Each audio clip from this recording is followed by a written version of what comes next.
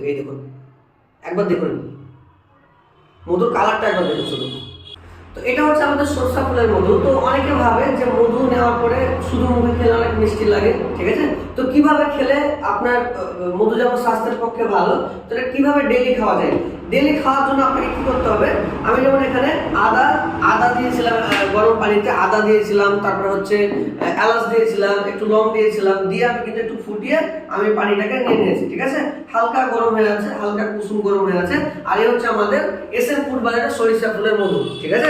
আমি কি করব, আমার এটা দেখুন, কালারটা দেখুন আমাদের সরিষা ফুলের মধু, ঠিক আছে? একদম র ভাবে কিন্তু আমরা আপনাদেরকে পৌঁছে দেবো। চাক থেকে ভাঙার পর থেকে শুধুমাত্র একবার দুবার আমরা ফিল্টার করে বা আপনাদের কাছে আমরা কিন্তু পৌঁছে দেবো, ঠিক আছে? তো এই কাটছি দেখুন কতটা। তো এই হচ্ছে আমাদের সরিষা ফুলের মধুটা, এই দেখুন, এই হচ্ছে কালার, এই হচ্ছে আমাদের সরিষা ফুলের মধুর কালার, ঠিক আছে? এখান থেকে বেশি না। এবার আমি কি করবো, এখান থেকে আমি 1 থেকে 2 চামচ আমি নিয়ে নেবো থেকে। এই দেখুন, একবার দেখুন মধুর কালারটা, একবার দেখুন শুধু। তো এটা একদম র ভাবে কিন্তু আপনি পেয়ে যাবেন। মধুর বিভিন্ন রকমের হেলথ উপকারিতা আছে, ঠিক আছে? আপনার শরীরে যেমন অ্যান্টি অক্সিডেন্ট তৈরি করবে, অর্থাৎ রোগ প্রতিরোধ ক্ষমতা গড়ে তুলবে।